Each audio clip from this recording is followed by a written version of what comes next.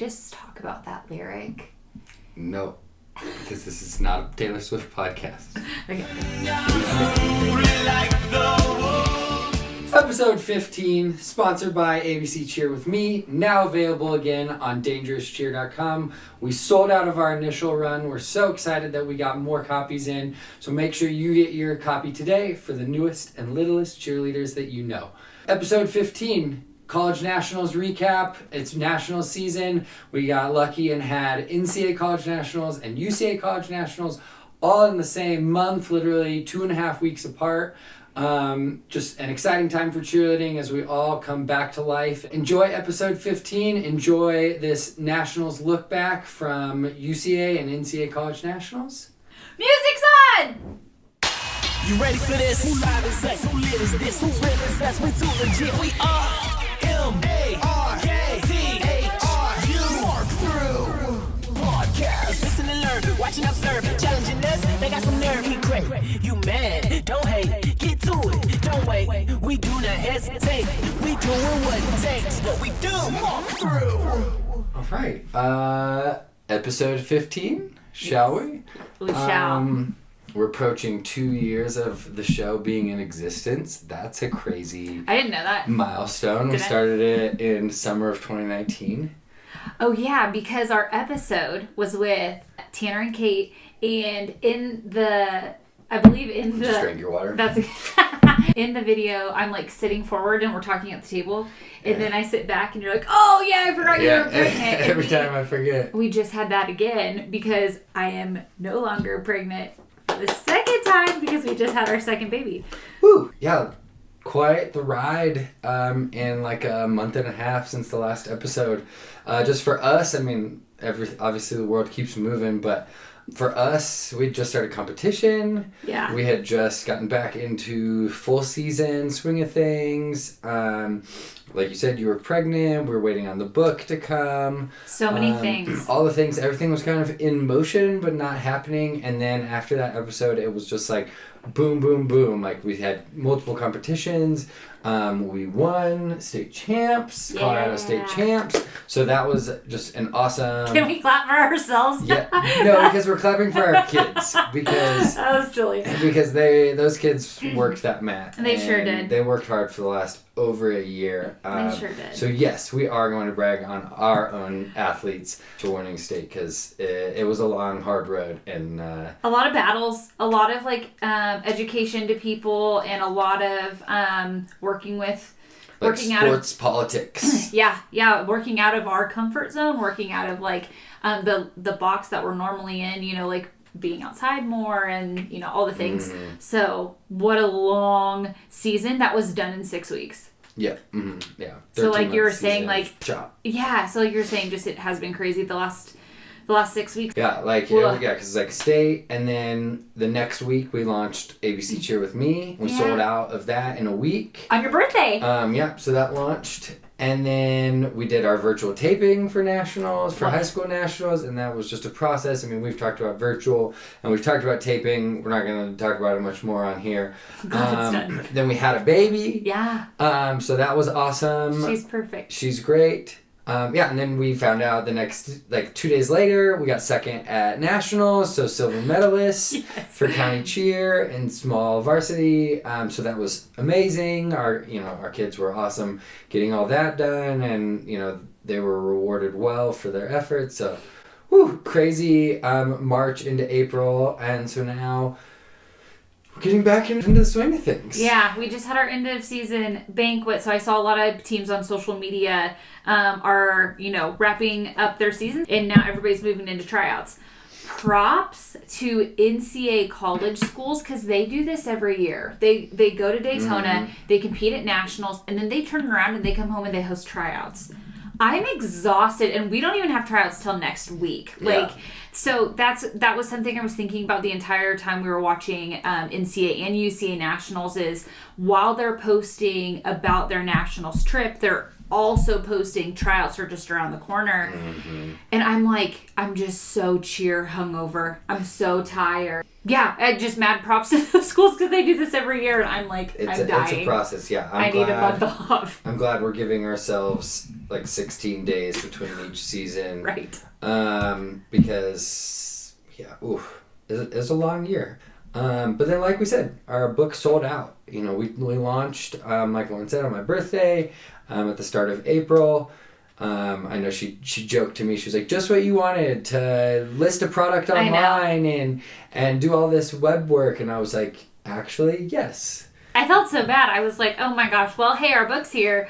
We got a lot. Like, we got to, like, pump this puppy out. And, like, fortunately, we did sell out of the first shipment. But I know that was, like, a dream come true for you. Exactly, to do that on your birthday. So happy birthday. Launching a project. Even though your wife felt bad because, like, you need rest and you don't rest. So. What is rest? I know. But that being said, we are back in stock. Yeah! So, we got boxes on boxes. I literally had to help the UPS guy unload the truck and bring them all in here. They're right there. We were like feeding both the babies breakfast, and we get a knock on our door, and I was like, oh, I'm not talking to a salesperson. And I'm like, oh, it's the UPS guy. And he's like, hey, I have 16 boxes. And you're like, I'm coming down. So just exciting. We're happy to have them and ready to sell them out again. So amongst all of our life craziness since the last episode, there were 2 Collegiate National Championships as well as the UCA High School National Championship. That was in person and virtual. We did the virtual side. I think we'd heard that maybe the virtual might have been a bigger attendance than in person. I don't know necessarily that final count. Yeah, we don't know the stats on that, but, you know, just talking to all the friends that we have through the cheer world, it sounded like that was a very competitive and so we were watching the live streams and then watching the videos and the scores and stuff. So it was a great competition. I think in person, our virtual side, like we said, we got second, but that side of it all went well. It was a good process for kind of how they involved the 50-50 scoring and how they did the announcements of, you know, I guess there was no finals announcement because everybody went to finals, but the awards announcement and then the posting of the videos to kind of like build up the nationals event. So UCA did a good job with that, but because it was smaller, we don't really have much to talk about. It wasn't as intense of a competition. I think partially we weren't there, so we feel a little meh. Yeah. And we don't want to talk about it like that because we do feel left out. I do know something cool that happened over the weekend was Live Oak Middle and High School won their divisions as something in person. We only had 2 Colorado teams allowed to go. Normally Colorado is in big attendance. And I guess they weren't allowed to, but only 2 teams went.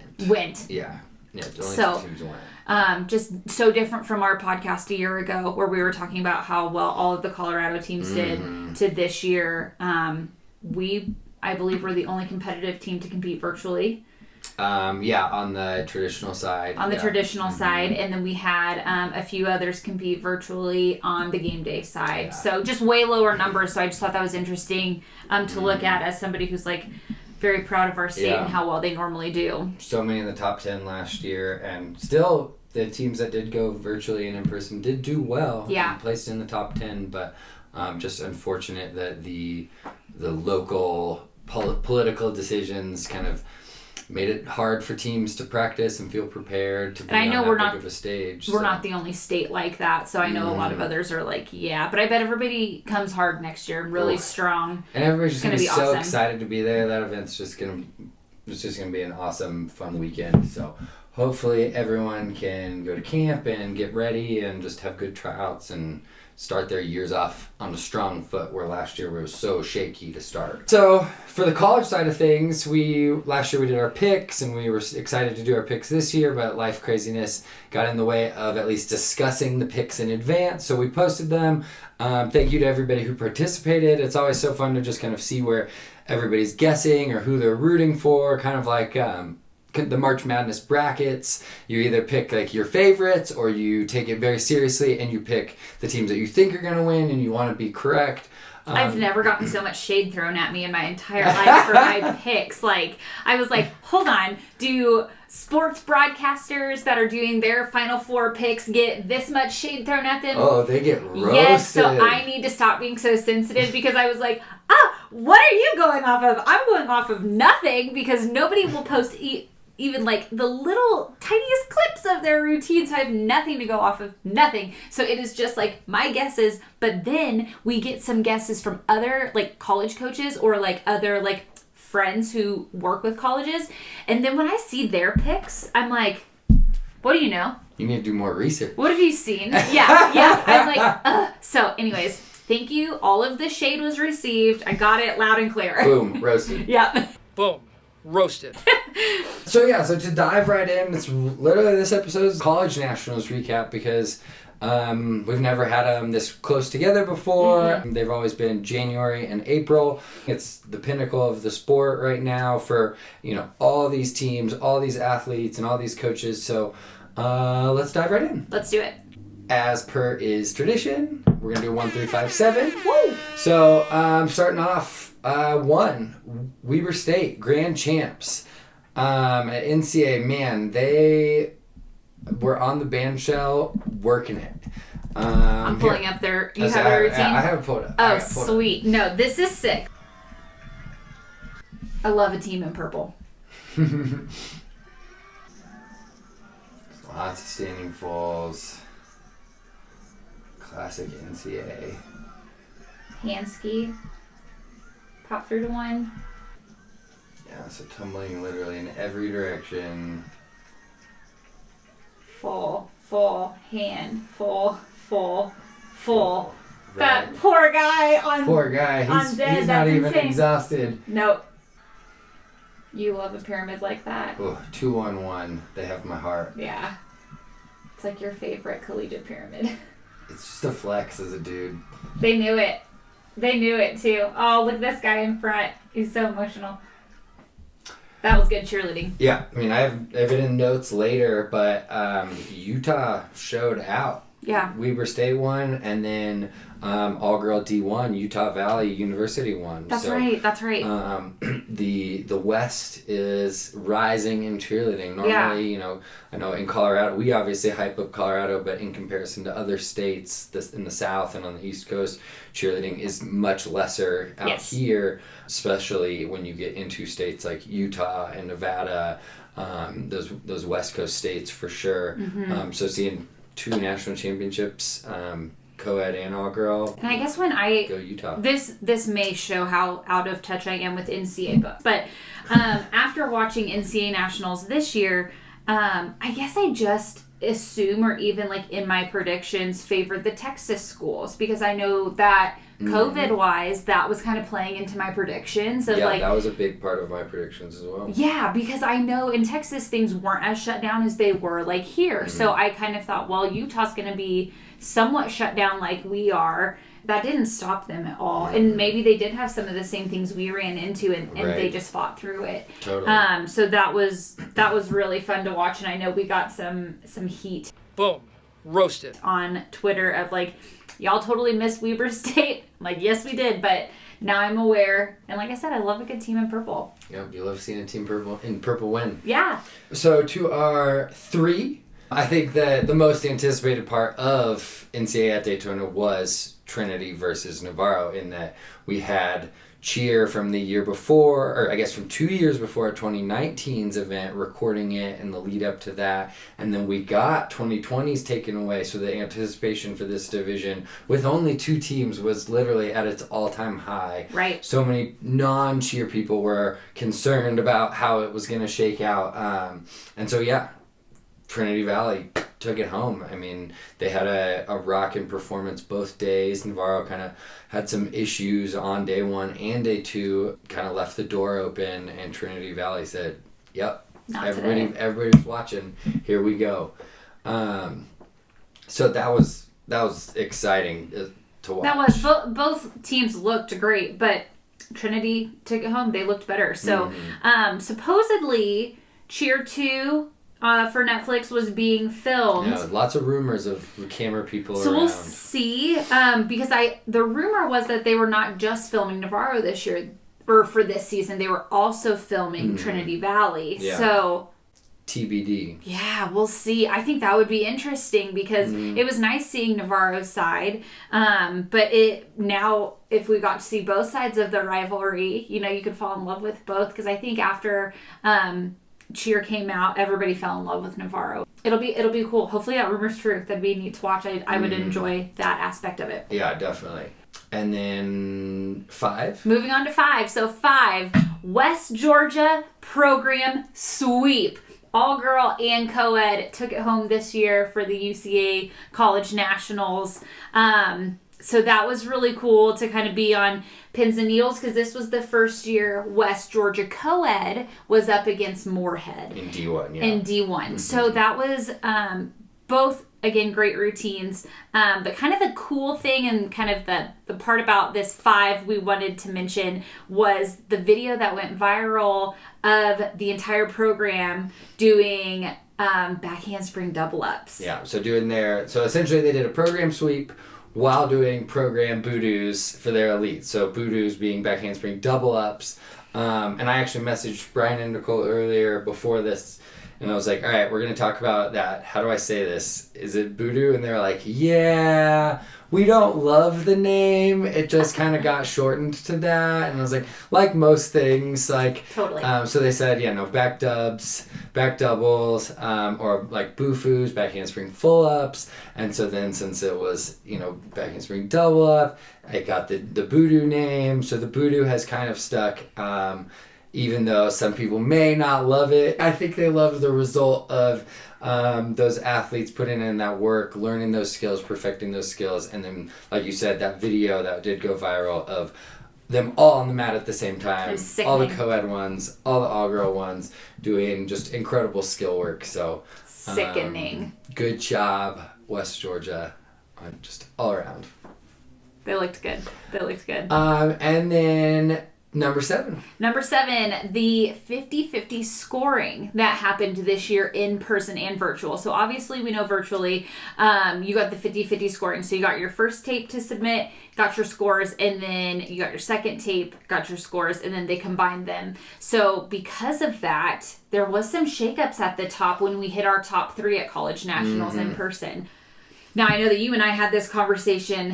Was this a good year to do that when everybody just felt grateful to compete again? right? But also everybody got to make finals. So it's like, okay, but we didn't ask for everybody to make finals.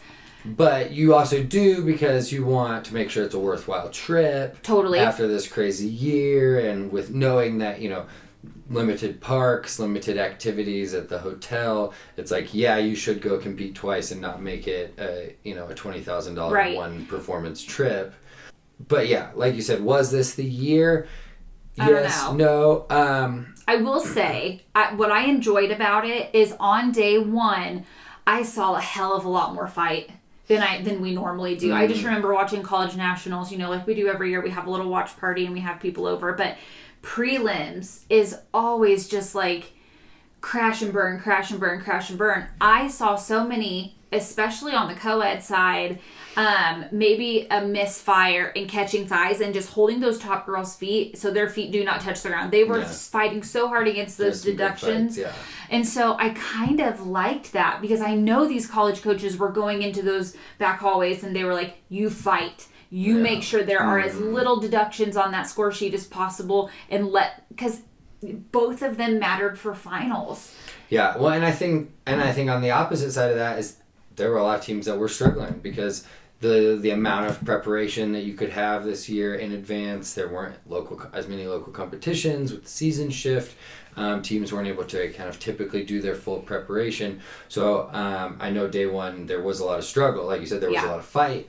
But there was a lot of struggle, so I think a lot of people underestimated the power of having the combined scores. But I think that was smart on UCA because at UCA we all know execution is key for doing well. You hit, you're going to place high.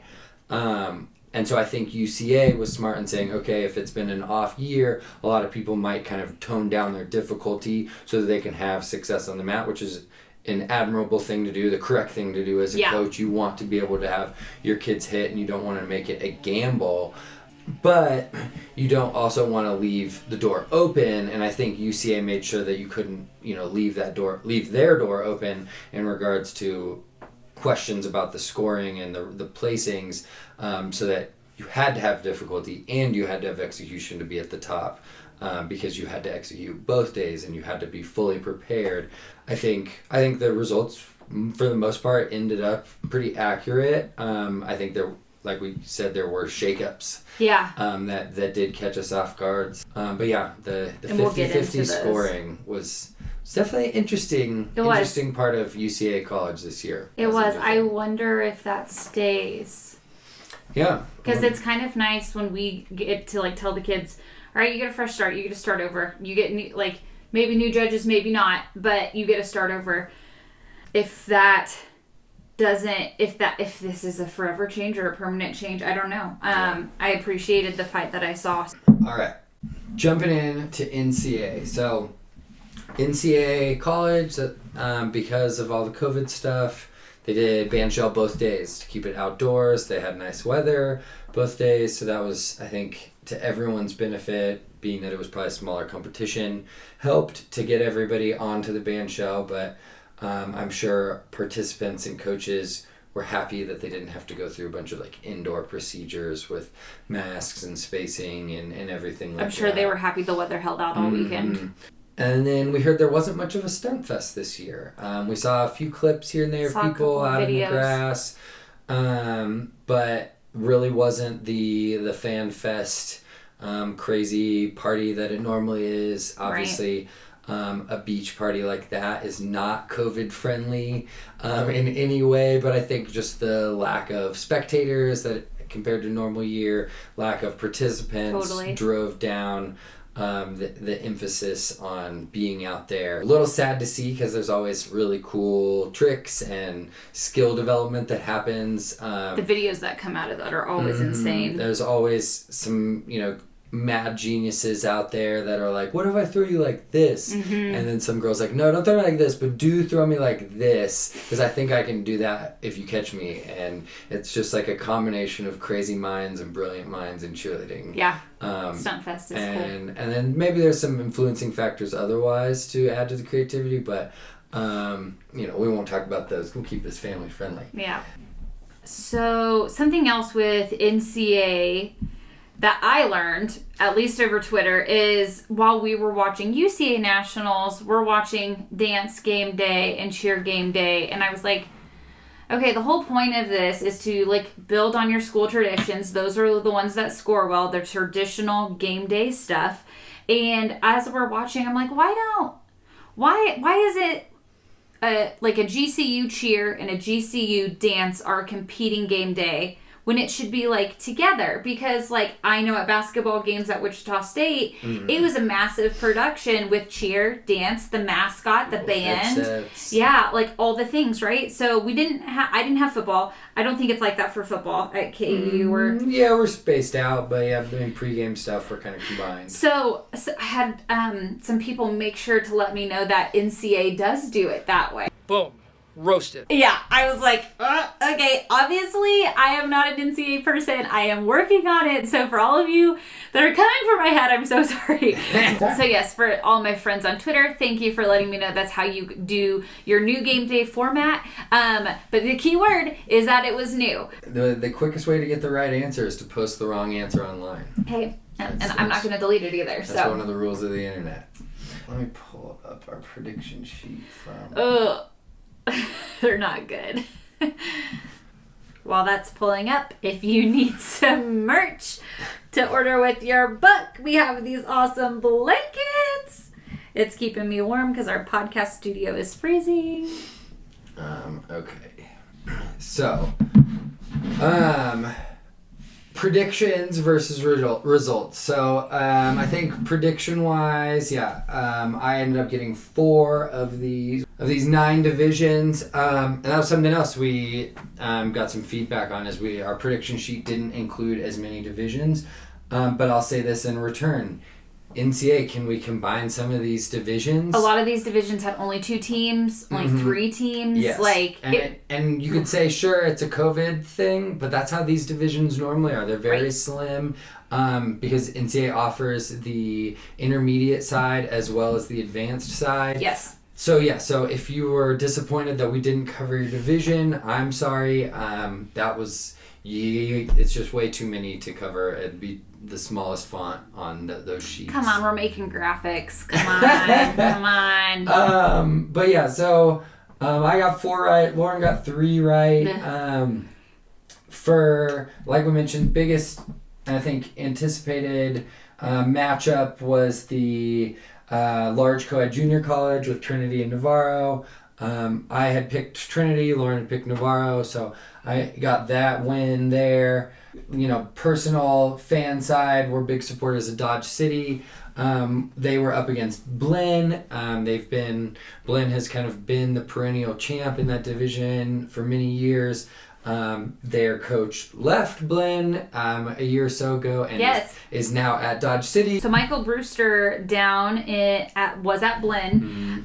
He came up to Dodge City Community College, which we know well because we're Kansas kids, and that's a Kansas community college. So the president from Blinn, I believe, moved up to athletic director, something like that, and came up to Dodge City, said, "Hey, I need you to, Coach Brewster, I need you to come up, and I need you to do what you did with Blinn with Dodge City." And I think Brewster was like, okay, no problem. Yeah. So we kind of have like a personal investment in this because he's been, recruiting our kiddos. And I just really admire Brewster's kind of confidence. And he came to us to recruit our kids, 2 years ago?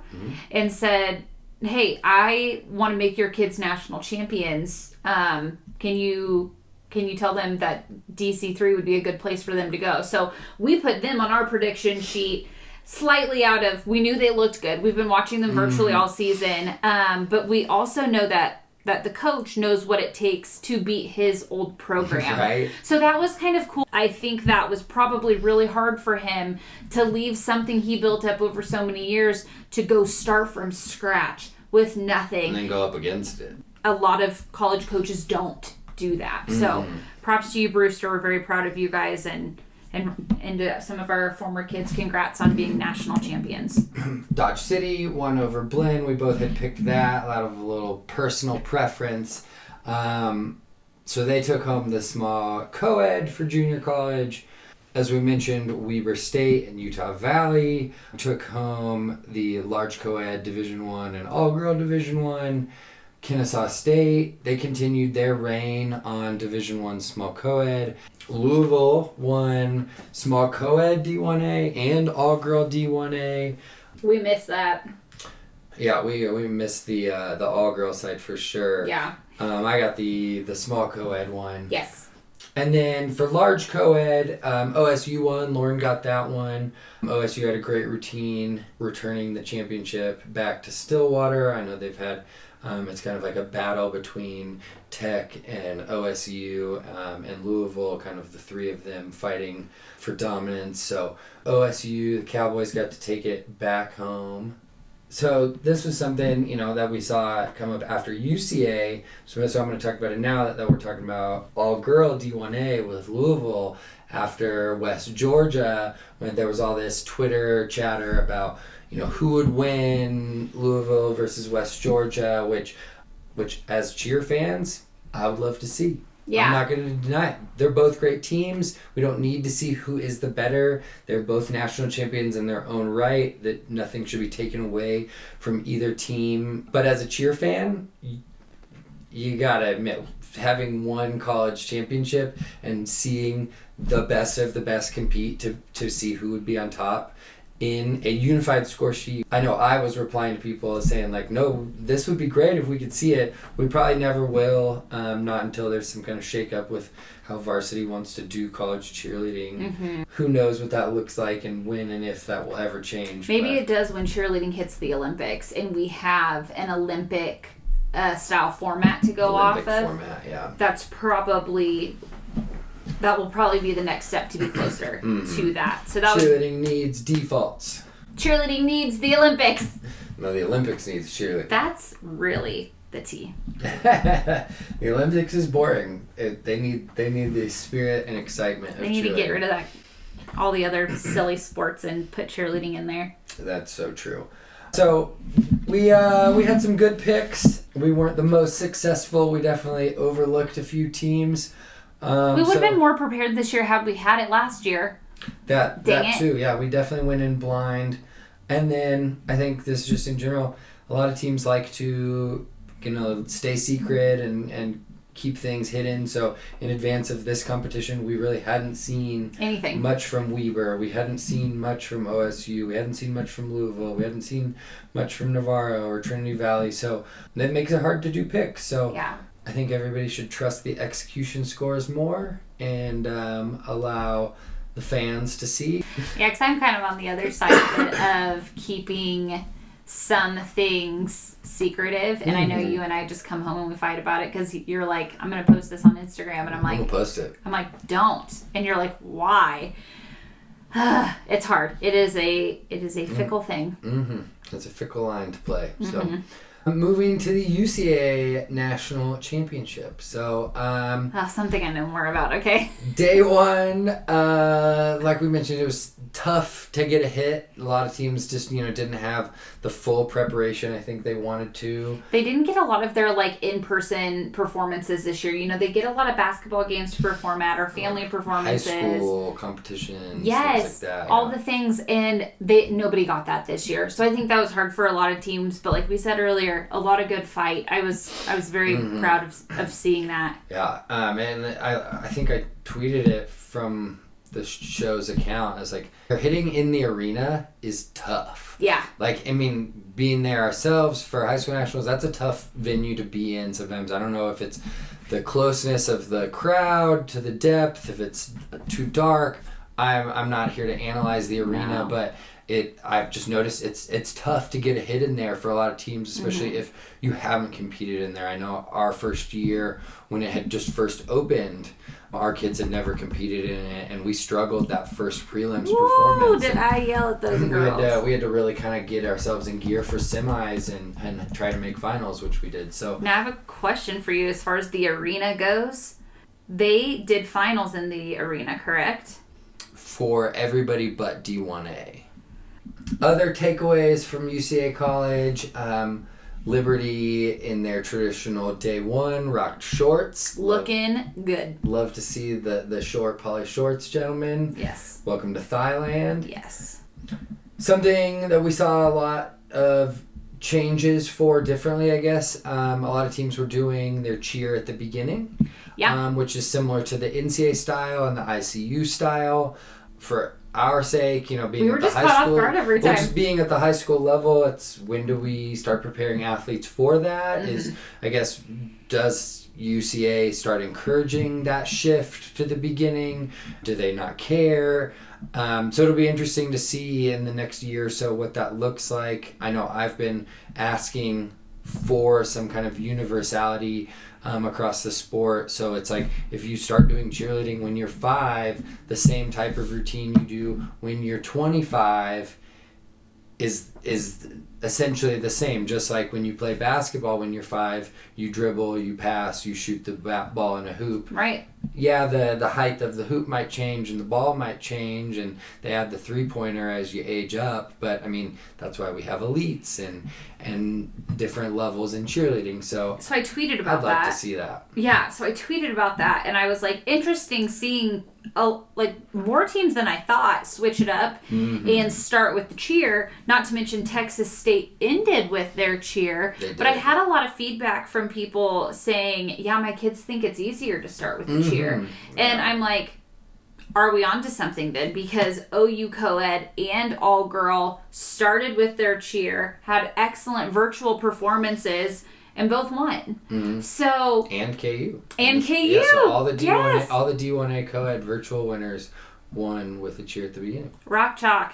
So that was just interesting, and I'm like, okay, if that's easier for your kids, it makes me want to try it. I mean, it makes some sense to do a minute-long cheer followed by 90 seconds of music work rather than, a minute 15 and then 40. Yeah, or I guess a minute and then another minute and then 30 seconds. So it can be draining. I think just the funniest thing is for years we've done the cheer in the middle, like literally decades people have done it, and non-cheer crowds have got to get used to seeing it in the middle, and then we're like, we were wrong with doing that. That was weird. Sorry. Yeah. I guess we'll see. But I thought that was just an interesting takeaway from the weekend, because I feel like we saw that more this year than maybe we have in the past. Mm-hmm. So yeah, Texas State had some really good routine, really good performances.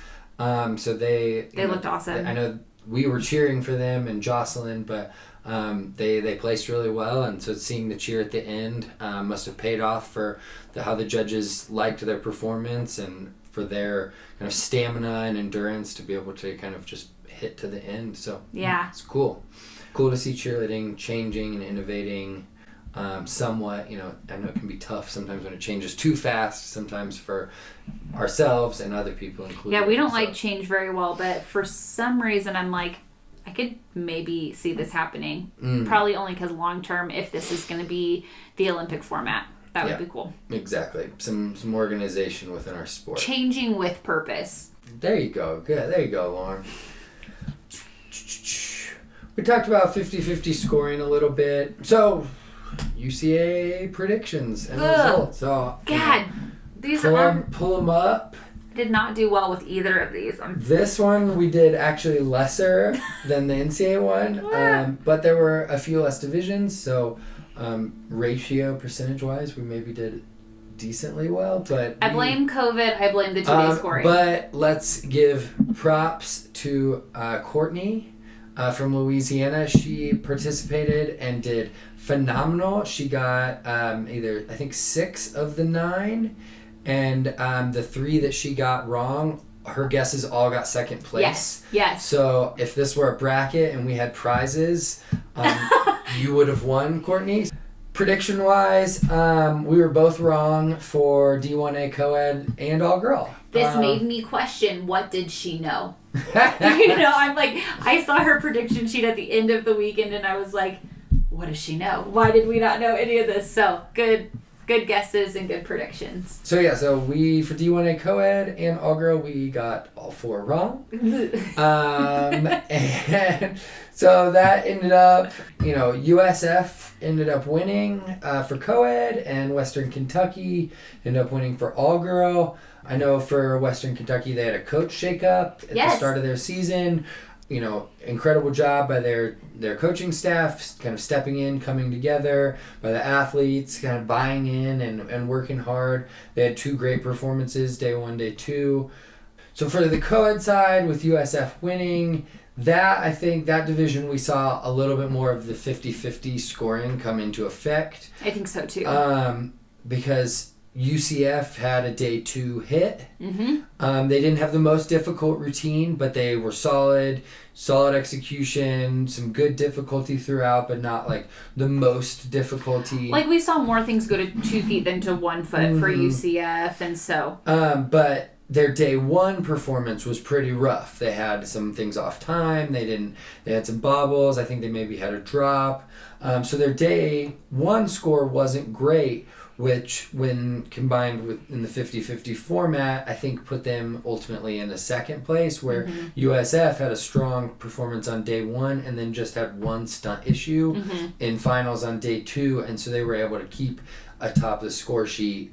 And then Kentucky, they had, coach change in the past year as well. They brought a really difficult routine. Very difficult. Like we keep mentioning, Kentucky's one of those teams that gets their reps. They get their performance reps in advance, and with COVID, they just weren't able to. I mean, usually in the lead up to college nationals, there's like 10 videos of Kentucky performing at elementary schools and local comps and stuff. Basketball games. Exactly. Just big like performances. They go viral always, and I think I think they did a couple performances, but it definitely wasn't as big of the opportunity to get in front of a crowd and really rep out those super elite skills. So well, it's something to say, and not just for Kentucky, but for everybody this year. A performance in front of a crowd is such valuable practice time, because practicing performing is not something you can do at every practice. You can ask your kids to do that.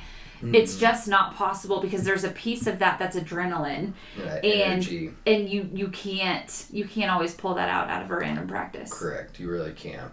For the D1A small co-ed, that was the new division this year after D1 small co-ed, just because it was getting a little kind of overpacked and they needed to have some separation there. I think it was nice for UCA this year. It was literally D1A co-ed, all-girl, small co-ed. D1 co-ed, all-girl, small co-ed. And then open co-ed, open all-girl, open small co-ed. So that made it really nice. They kind of just got rid of the D2, D3 and made those open. And I think because the lesser amount of teams that were attendance, it made that easier as well. Well, I think we've talked about that before. A lot of just universities that usually have an all-girl and a co-ed lost a lot of athletes. Kids just said, I'm going to do school from home, and university is going to be mostly shut down. So, I don't even want to be there. I don't want to pay for it. I'm just going to do it all virtual or from home. So I think we saw, not that this was the case for Memphis, they've been small co-ed, but I think we saw a lot more teams in that division this year, virtually especially, because of definitely the year. But yeah, I have to say I love the division layout of this. It really makes it a solid college nationals where you have your D1A, your D1, and your open. I will say that the D1A stuff is silly, because those are divisions for cheerleading based on football divisions, which that don't exist anymore. Yeah, that doesn't really have any say or need in this. So really, D1A and D1 could be combined to all the D1 schools, and I think that might be a bloodbath, but man, as a cheer fan, it would be exciting. Yeah. So Memphis took home D1A small co-ed. They were the defending champs in D1 small co-ed last year. A couple of our friends on that team from Kansas, so Audie and AJ, we love you. And I have former athletes on there from Briarcrest, Right. Shout out to Maddie. Yep. And then on the D1 side, so D1 really was a battle for Kentucky and Georgia cheerleading supremacy for both all-girl and co-ed. Sorry to the other teams that were there and participating. I know they were working hard and executing well, but the focus truly was on these two teams because their difficulty, they both kind of were being secretive about their routines to kind of add to the hype and intensity of the competition. So they're difficult and they're clean. Yes, both teams were so clean, so sharp. It really came down to who hit 2 days in a row. 2 days in a row with the 50-50 scoring. So West Georgia, though, ultimately won both. Lauren, you got both of those right in the prediction sheet. It's like the only thing I got right. And so on the small co-ed side, that was a little more broader of teams and participants. So Grand Canyon ended up taking that. Touching on Grand Canyon coached by Keegan. Going back to virtual winners. Wait a sec. The audacity. How much grass is there needing to be cut? It's you guys have been there out there for hours. It's all rock around our house. It's all dead. D1 small co-ed, Grand Canyon University from Arizona took home that championship. They're coached by Keegan, which if you jump back to virtual champions from OU, they're coached by Miranda, so they're a husband and wife duo, so gotta give some love for coaching duos in the world, and in the world of cheerleading especially, just because I think we have a weak spot for that a little bit. West Georgia, they too are coached by a husband and wife duo, which definitely... Well, you saw their video that was floating around on Twitter, watching Asia and Bree freak out and hug each other, and it was awesome. And then you look over at Nicole and Brian, and they just embrace, and I'm just tearing up watching this because I just know how good that feeling is. Not to be a national champion, maybe someday, but it just warms your heart. It brings tears to our eyes because it's just a special thing, because it is not only hard to be married and to parent together, but to coach kids together, and you're going to make me emotional. But then to also just carry a passion when you're tired and it's not even your full-time job, and on and on and on and on. Not saying that not every coach goes through this, but there is something special about staying married and doing all of that at the same time. So I know that Scott and I rarely argue, or we rarely get into, big tiffs or anything. And when we do, it's normally stemming from cheerleading because we both are so passionate about it. Yep. Not to say we're not passionate about our personal lives. That's the only part where it can ever really reach ahead. Because we get opinionated with how we like cheerleading. Yeah. And I think we're all that way in cheerleading. And sure. We all hold the sport near and dear to ourselves. So we just love seeing other people that love each other through cheerleading. And that's very special to us. So congratulations to Brian and Nicole also for their West Georgia wins. And all the Wolves. And then in the open co-ed, Jones College unseated Shelton State after 9 years of attempting to do so. And while we're on the topic of husband and wife coaching duos, Jones College was formerly coached by Allie Lumpkin and Jeremy Lumpkin. That's right. And Allie, during the Western Kentucky coach shakeup, went up to Western Kentucky, and she's been coaching up there. I saw them celebrating after because Jeremy, I think, stayed around and was doing stuff with Jones. I saw him in his Jones polo and Allie holding their trophies.